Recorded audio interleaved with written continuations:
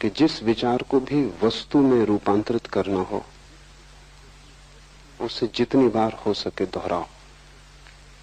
दोहराने से उसकी लीक बन जाती। लीक बनने से मन का वही मार्ग हो जाता है। जैसे नदी बह जाती है, अगर एक गड्ढा खोदकर राह बना दी जाए नहर बन जाती। वैसे ही अगर मन में एक लीक बन जाए किसी भी विचार की, तो वो विचार परिणाम में आना शुरू हो जाता। फ्रांस में एक बहुत बड़ा मनोवैज्ञानिक हुआ, एमाइल कुए। उसने लाखों लोगों को केवल मंत्र के द्वारा ठीक किया। लाखों मरीज सारी दुनिया से कुएं के पास पहुंचते थे और उसका इलाज बड़ा छोटा था। वो सिर्फ मरीज को कहता था, तुम यही दोहराए चले जाओ कि तुम बीमार नहीं हो, स्वस्थ हो रहे हो। रात सोते समय दोहराओ, सुबह उठते समय दोहराओ, दिन में जब स्मृति आ जाए तब दोहराओ। बस एक विचार को दोहराते रहो कि मैं स्वस्थ हूं, मैं स्वस्थ हूं, मैं निरंतर स्वस्थ हो रहा हूं। चमत्कार मालूम होता है कि कठिन से कठिन रोग के मरीज सिर्फ इस पुनरुक्ति से ठीक हुए। कुएं के पास सारी दुनिया से लोग पहुंचने लगे, लेकिन बात तो बहुत छोटी है। साधारणता भी जब आप ठीक होते हैं बीमारी से, तो मनोवैज्ञानिक कहते हैं उसमें दवा का काम तो 10% होता है, 90% तो पुनरुक्ति का काम होता है। दवा को दिन में 4 बार लेते हैं, 8 बार लेते हैं। जब भी दवा को लेते हैं तभी मन में ये भाव आता है अब मैं ठीक हो जाऊंगा, ठीक दवा मिल गई। होम्योपैथी की गोलियों में कुछ भी नहीं, लेकिन उससे उतने ही लोग ठीक होते हैं जितने एलोपैथी से। अच्छा डॉक्टर अगर पानी भी दे दे तो आप ठीक हो जाएंगे, क्योंकि सवाल दवा का नहीं, अच्छे डॉक्टर पर भरोसा होता है। भरोसा पुनरुक्ति बन जाता है। आप जानते हैं कि अच्छे डॉक्टर ने इलाज किया है, इसलिए जो डॉक्टर आपसे कम फीस लेता है शायद वो आपको ठीक ना कर पाए। जो डॉक्टर आपसे ज्यादा फीस लेता है वही आपको ठीक कर पाएगा, क्योंकि जब आप ज्यादा जेब आपकी खाली होती है तो भरोसा बढ़ता है, लगता है कि बड़ा डॉक्टर है, और आप जैसे बड़े मरीज को बड़ा डॉक्टर चाहिए। पुनरुक्ति मनोवैज्ञानिक एक प्रयोग किए हैं जिसे वो प्लेसबो कहते हैं, झूठी दवा। और बड़ी हैरानी मालूम हुई, एक ही बीमारी के मरीज हैं 25 को वास्तविक दवा दी गई और 25 को सिर्फ पानी दिया गया। लेकिन पता किसी को भी नहीं है कि किसको पानी दिया गया, किसको दवा दी गई। मरीजों को पता नहीं, वो सभी दवा मान के चल रहे हैं। हैरानी हुई कि जितने दवा से ठीक हुए उतने ही पानी से भी ठीक हुए, प्रतिशत बराबर वही रहा। इसलिए जब कभी कोई पहली बार दवा खोजी जाती है तो उससे बहुत मरीज ठीक होते हैं, फिर धीरे धीरे संख्या कम हो जाती। इसलिए हर दवा 2-3 साल से ज्यादा नहीं चलती, क्योंकि जब पहली दफा दवा खोजी जाती है तो बड़ा भरोसा पैदा होता है कि अब खोज ली गई असली दवा। सारी दुनिया में मरीज उससे प्रभावित होते, फिर धीरे धीरे भरोसा कम होने लगता है, क्योंकि कभी कोई मरीज उससे ठीक भी नहीं होता। कभी कोई जिद्दी मरीज मिल जाता है जो सुनते नहीं दवा की न डॉक्टर की, उसके कारण दूसरे मरीजों का भरोसा भी क्षीण होने लगता है। धीरे धीरे दवा का प्रभाव खो जाता है। इसलिए हर 2 साल में नई दवाएं खोजनी पड़ती। दवाओं का भी प्रभाव विज्ञापन ठीक से किया जाए तो ही होता है। तो हर अखबार, पत्रिका, रेडियो, टेलीविजन, सब तरफ से प्रचार होना चाहिए। प्रचार ज्यादा कारगर है जितनी दवा के तत्व, उससे ज्यादा, क्योंकि वही प्रचार आपको सम्मोहित करेगा। वो प्रचार मंत्र बन जाता है। अखबार खोला और एस्प्रो, रेडियो खोला और एस्प्रो, टेलीविजन पे गए और एस्प्रो, बाजार में निकले और बोर्ड एस्प्रो, जो कुछ भी करें ऐस पर वो पीछा करती, वो सिरदर्द से भी बड़ा सिरदर्द बन जाती, फिर वो सिरदर्द को हरा देती। पुनरुक्ति शक्ति पैदा करती है। मंत्र का अर्थ है किसी चीज को बार बार दोहराना। ये सूत्र कह रहा है चित्त ही मंत्र है, चित्तम मंत्र। ये कहता है और किसी मंत्र की जरूरत नहीं। अगर तुम चित्त को समझ लो तो चित्त की प्रक्रिया ही पुनरुक्ति है। तुम्हारा मन कर क्या रहा है जन्मों जन्मों से? सिर्फ दोहरा रहा है। सुबह से सांझ तक तुम करते क्या हो? रोज वही दोहराते हो जो तुमने कल किया था, जो परसों किया था। वही तुम आज कर रहे हो, वही तुम कल भी करोगे अगर न बदले। और तुम जितना वही करते जाओगे उतनी ही पुनरुक्ति प्रगाढ़ होती जाएगी और तुम झंझट में इस तरह फंस जाओगे कि बाहर आना मुश्किल हो जाएगा। लोग मेरे पास आते हैं, वो कहते हैं सिगरेट नहीं छूटती। सिगरेट मंत्र बन गई, उन्होंने इतनी बार दोहराया है। दिन में 2 पैकेट पी रहे हैं, उसका मतलब हुआ कि 24 बार दोहरा रहे हैं कि 20 बार दोहरा रहे हैं। बार बार दोहराया है और सालों से दोहरा रहे हैं। आज अचानक छोड़ देना चाहते हैं, लेकिन जो चीज मंत्र बन गई उसको अचानक नहीं छोड़ा जा सकता। तुम छोड़ दोगे इससे क्या फर्क पड़ता है? पूरा मन मांग करेगा, पूरा शरीर उसको दोहराएगा, वो कहेगा चाहिए। उसी को तुम तलफ कहते हो। तलफ का मतलब हुआ कि जिस चीज को तुमने मंत्र बना लिया उसे अचानक छोड़ना चाहते हो, ये नहीं हो सकता। तलफ का मतलब है जो चीज मंत्र बन गई है उसको विपरीत मंत्र से तोड़ना होगा।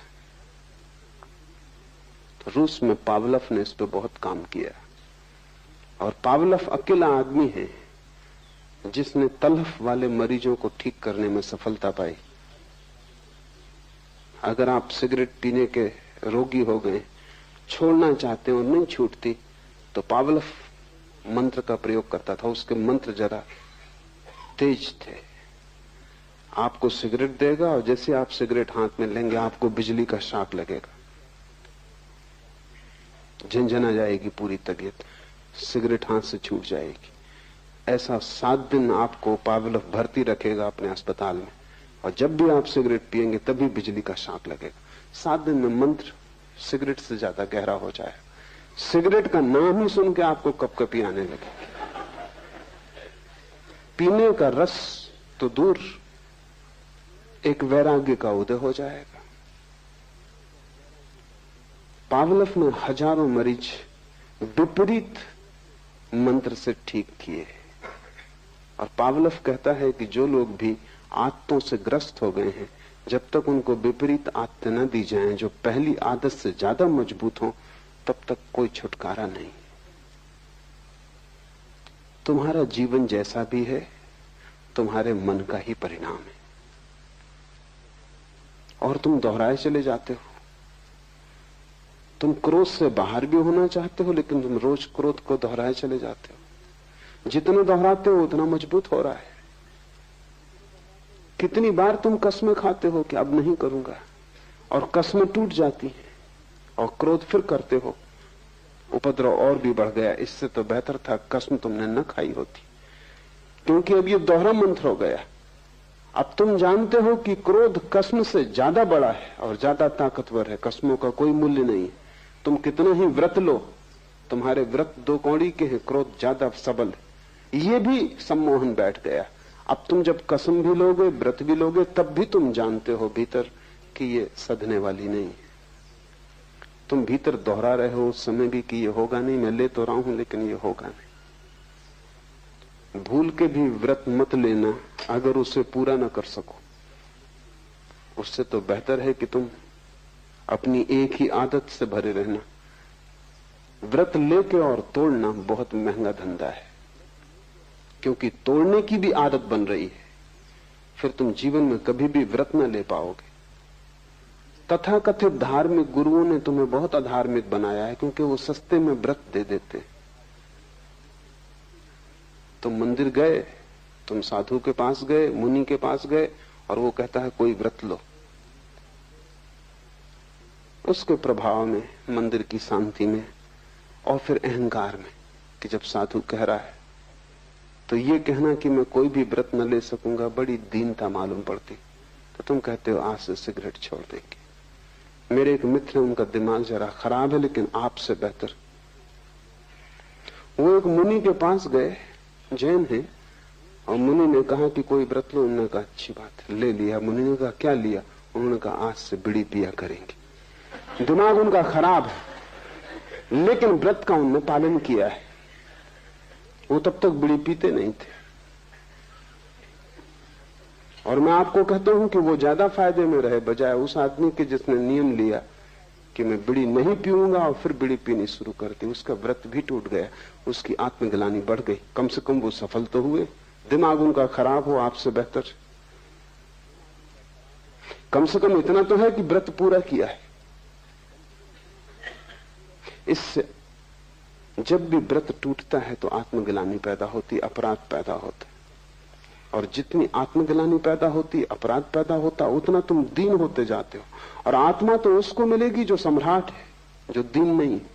तुम आत्मा से दूर हटते जाते हो। मन का स्वरूप समझो तो ये सूत्र समझ में आ जाएगा। मन की सारी कला पुनरुक्ति है। मन मंत्र है। जो जो तुमने दोहराया है वही तुम्हारी आदत बन गई है। जो जो तुम दोहराते रहोगे वही तुम्हारे जीवन में आता रहेगा। जन्मों जन्मों से तुमने एक ही बात दोहराई है तो वही बात तुम्हें बार बार उपलब्ध हो जाती। और तुम गलत को दोहराने से बंधे हो। क्या करना? पहली बात, गलत को तोड़ने की जल्दी मत करना। बेहतर यह होगा कि गलत को तोड़ने की कोशिश करने की बजाय तुम सही को करने के नया मंत्र सीखना।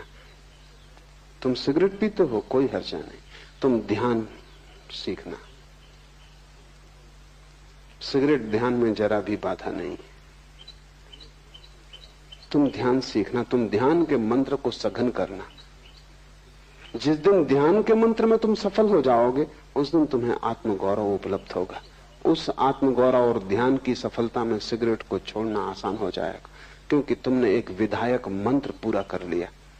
नकारात्मक मत बनना, अन्यथा तुम मुश्किल में पड़ोगे। पश्चाताप, पाप, पीड़ा और उदासी पकड़ लेगी। तुम्हारे साधु मंदिरों में बैठे हैं, सब उदास है। उनके जीवन में कोई हंसी नहीं है, कोई खुशी नहीं है, कोई प्रसन्नता, उत्फुल्लता नहीं है, क्योंकि उन्होंने नकारात्मक मंत्रों का उपयोग किया। नेगेटिव उनकी खोज है। क्या क्या गलत है वो उन्होंने छोड़ा। मैं तुमसे कहता हूं गलत को छोड़ने की जल्दी मत करना, तुम ठीक को पकड़ने की जल्दी करना। जिस दिन ठीक तुम्हें पकड़ जाएगा गलत को छोड़ना बहुत आसान हो जाएगा। तुम बीमारी से मत लड़ना, तुम स्वास्थ्य को पाने की कोशिश करना। वही कुएं अपने मरीजों को कह रहा है, वो कह रहा है कि मैं स्वस्थ हो रहा हूं। तुम यही भाव दोहराओ। उल्टा विपरीत भी तुम कर सकते हो। तुम्हारे सिर में दर्द है, तुम ये भी कह सकते हो कि नहीं मुझे सिर दर्द नहीं। लेकिन जितनी बार तुम ये कहोगे उतने बाहरी सिर दर्द शब्द को भी तुम दोहरा रहे हो। और जितनी बार तुम कहोगे कि सिर दर्द नहीं है, अगर सिर दर्द है तो तुम्हारे कहने से क्या होगा? भीतर तो तुम जानते हो तुम्हारा कहना झूठ है। ऊपर तुम कितना ही कहो कि सिर दर्द नहीं, लेकिन सिर दर्द हो रहा है। भीतर तो तुम यही कहोगे कि हो रहा है। ये कुएं कहता है तो दोहरा रहे हैं, लेकिन सिर दर्द हो रहा है। कुएं के कहने से तुम्हारा सिर दर्द नहीं मिटेगा। तुम्हारा सिर दर्द तो तुम्हारी भीतरी प्रक्रिया से ही मिटेगा। नकारात्मक शब्द पकड़ना ही मत। इसलिए मैं कहता हूं संसार को छोड़ने की कोशिश मत करना, परमात्मा को पाने की कोशिश करना। इसलिए मैं कहता हूं त्याग की दिशा में मत जाना, परम भोग की खोज करना। क्या गलत है उस पर आंख मत गड़ाना, क्योंकि गलत को छोड़ने के लिए भी तो गलत को देखना पड़ता है बार बार। और जितना तुम देखते हो उतना ही मंत्र दोहराया जा रहा है। और जिस चीज को भी तुम देखते रहते हो उससे तुम सम्मोहित हो जाते हो। दुनिया भर में बहुत खोजबीन चली है कार के एक्सीडेंटों के बाबत, क्योंकि अब कार के एक्सीडेंट से उतने आदमी मर रहे हैं जितने युद्धों में भी नहीं मर रहे। दूसरे महायुद्ध में एक साल में जितने आदमी मरे उससे 2 गुने आदमी सिर्फ कार के एक्सीडेंट से मर रहे हैं सारी दुनिया में। बहुत बड़ी संख्या है। कुछ करना जरूरी है, और बहुत सी बातें प्रकाश में आई हैं। उसमें एक बात तो ये प्रकाश में आई है कि कार के एक्सीडेंट अक्सर रात 12 बजे और 3 बजे के बीच में होते हैं। 50% एक्सीडेंट, दुर्घटनाएं रात 12 बजे और 3 बजे के बीच में होती, क्योंकि वो समय निद्रा का समय है और मन तंद्रा में हो जाता है, होश खो जाता है।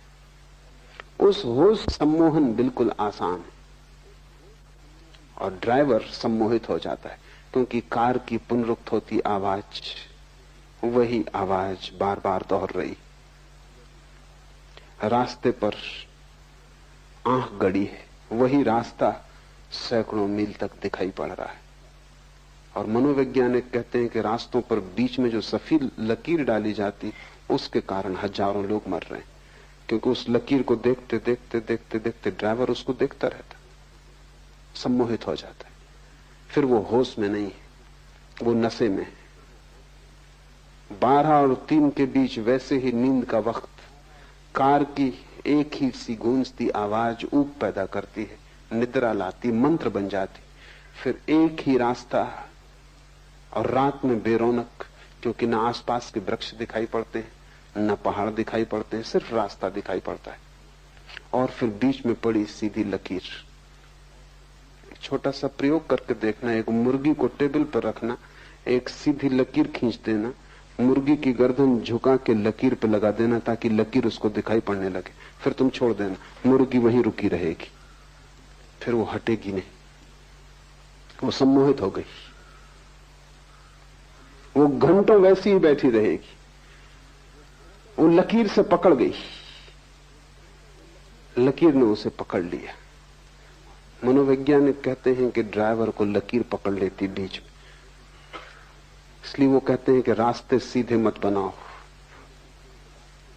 रास्ते में भेद होना चाहिए ताकि तंद्रा टूटे, और एक सी पुनरुक्ति नहीं होनी चाहिए। वो ये भी सुझाव देते हैं कि कार की आवाज भी बीच बीच में थोड़ी बदले तो ठीक होगा, बदलाहट से तंद्रा टूटेगी और सैकड़ों दुर्घटनाएं कम हो जाएंगी। तुम्हारी जिंदगी की भी दुर्घटनाएं सैकड़ों कम हो सकती हैं। एक तो गलत पे तुम नजर मत बांधो, क्योंकि जिसको तुम देखोगे वो तुम्हारे भीतर प्रविष्ट होता जाता है, और तुम गलत पे नजर बांधने के आदी हो। तुम्हारे भीतर जो जो बुरा है उसी पर तुम ध्यान देते हो। क्रोधी अक्सर क्रोध पर ध्यान देता है, कैसे छुटकारा पाऊं, हालांकि वो सोचता है कि मैं छुटकारा पाने के लिए ध्यान दे रहा हूं, लेकिन उसे पता नहीं कि जितना तुम क्रोध पे ध्यान दे रहे हो उतना ही क्रोध की लकीर से तुम सम्मोहित हो जाओगे। कामी काम वासना पर ध्यान लगाए रखता है। मैंने सुना है मुल्ला नसरुद्दीन बूढ़ा हो गया, 100 साल की उम्र का हो गया।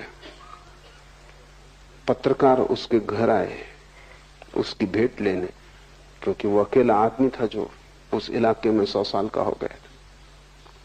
उन्होंने कई प्रश्न पूछे, उनमें एक प्रश्न ये भी था कि तुम्हारा स्त्रियों के संबंध में क्या ख्याल है। नसरुद्दीन ने कहा, ये बात ही मत पूछो मुझसे, 3 दिन पहले ही मैंने उनके संबंध में सोचना बंद कर दिया। 100 साल का आदमी, वो भी अभी 3 दिन पहले तक उनके ही संबंध में सोच रहा था।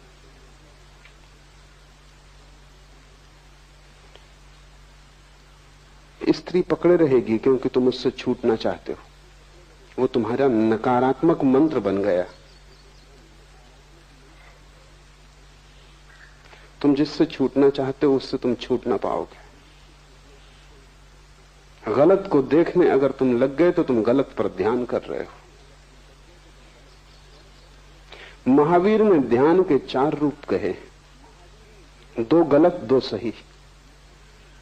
दुनिया में किसी भी आदमी ने गलत को ध्यान नहीं कहा है, महावीर ने कहा है। मनोवैज्ञानिक उनसे राजी होंगे।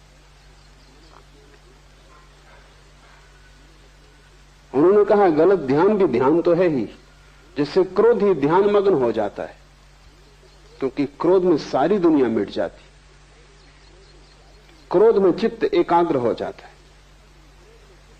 इसलिए क्रोध में बड़ी शक्ति आ जाती है। तुमने कभी ख्याल किया, क्रोधी आदमी अपने से दुगने ताकतवर आदमी को उठा के फेंक देगा क्रोध में।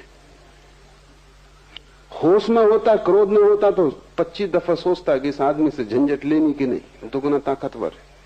क्रोध में आदमी बड़ी से बड़ी चट्टान सरका देता है, होश में सोच भी नहीं सकता।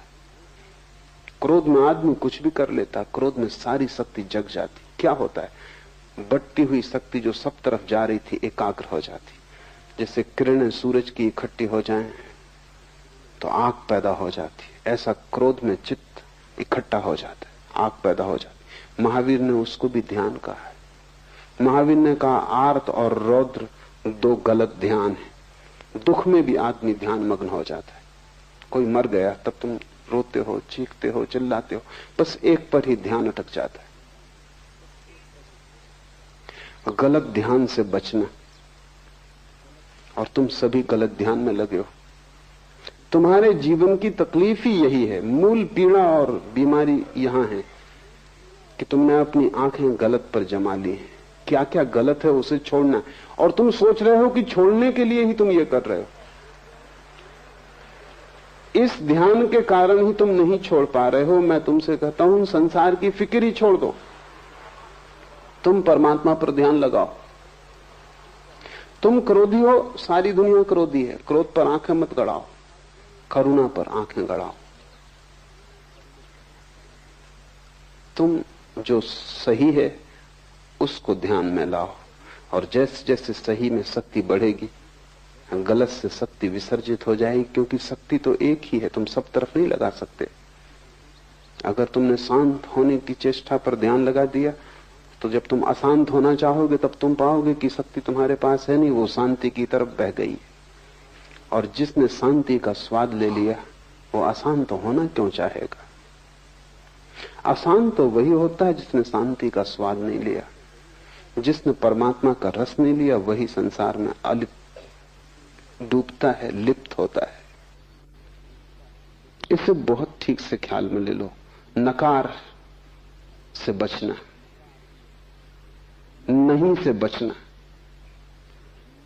बुरे को छोड़ने की फिक्र ही मत करना, क्योंकि छोड़ने में ही तुम सम्मोहित हो जाओगे और बुरे को तुम कभी भी न छोड़ पाओगे। जिसको भी हम छोड़ना चाहते हैं उसमें एक पकड़ आ जाती है। मैंने सुना है एक आदमी एक होटल में मेहमान हुआ, मैनेजर ने कहा हम दे ना सकेंगे कमरा, कमरा तो खाली है लेकिन उसके नीचे एक आदमी ठहरे हुए, वो बहुत उपद्रवी है। जरा सी भी आवाज ऊपर हो गई तो वो बखेड़ा खड़ा कर देंगे। उनकी वजह से उनके ऊपर का कमरा हमने खाली ही छोड़ दिया है। उस आदमी ने कहा कि चिंता आप ना करें, मैं तो बाजार में दिन भर उलझा रहूंगा, रात कोई 11-12 बजे लौट के सो जाऊंगा और 3 बजे की मुझे गाड़ी पकड़ लेनी, 3 घंटे मुश्किल से मैं इस कमरे में रहूंगा, कोई कारण नहीं है मेरे द्वारा उपद्रव होने का, फिर मैं ध्यान भी रखूंगा, आपने बता दिया तो ठीक किया। वो आदमी 12 बजे थका मांदा बाजार से काम करके लौटा, बिस्तर पर बैठा, एक जूता छोड़ के उसने पटका, फर्श पे गिरा तो उसे ख्याल आया कि कहीं उस आदमी की नींद न टूट जाए, तो उसने दूसरा चुपचाप रख के वो सो गया। कोई 15 मिनट बाद नीचे के आदमी ने आके दस्तक दी, दरवाजा खोला तो वो आदमी क्रोध से कप रहा था। ये घबरा गया कि रात अंधेरा, अब क्या, उसने कहा क्या भूल हो गई, मैं तो सो चुका था। उस आदमी ने कहा भूल, दूसरे जूते का क्या हुआ।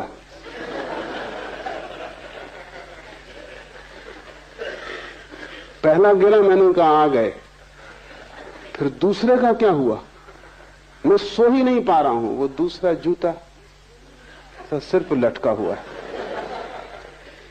तो पूछ लूं पता चल जाए, निश्चिंतता हो।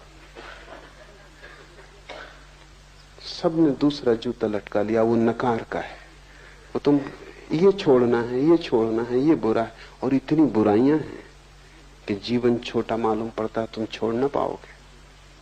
रत जगह जगह बुराई है, कोने कोने में बुराई है, सारा जीवन बुराई से भरा है, और तुम्हारे साधु संत तुम्हें सिर्फ अपराध से भरते हैं, क्योंकि वे तुमसे कहते हैं ये गलत, ये गलत, ये गलत।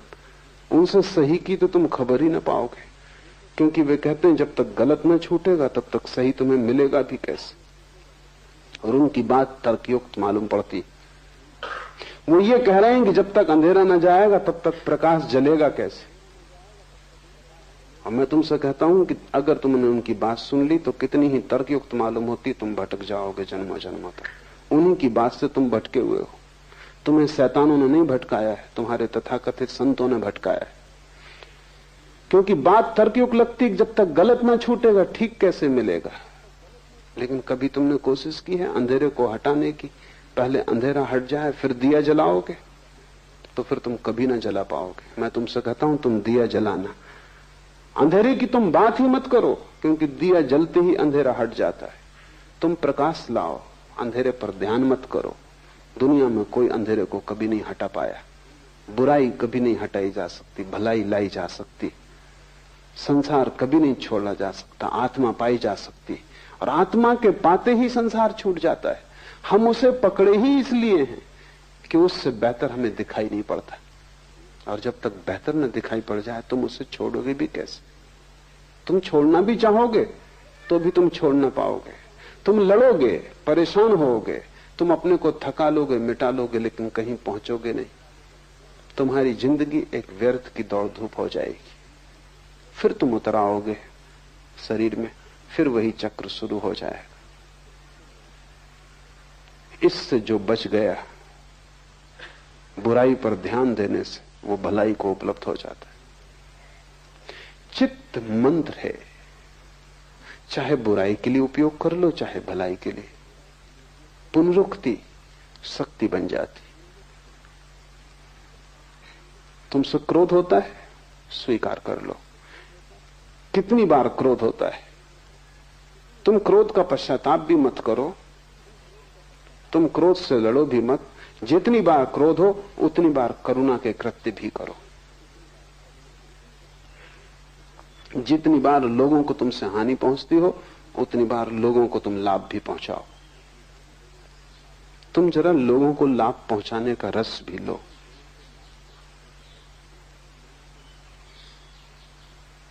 बुराई के लिए अपने को दंड मत दो, भलाई का पुरस्कार भोगो। बुराई के लिए अपने को कष्ट मत दो, थोड़ा भला करो, उसका स्वाद लो।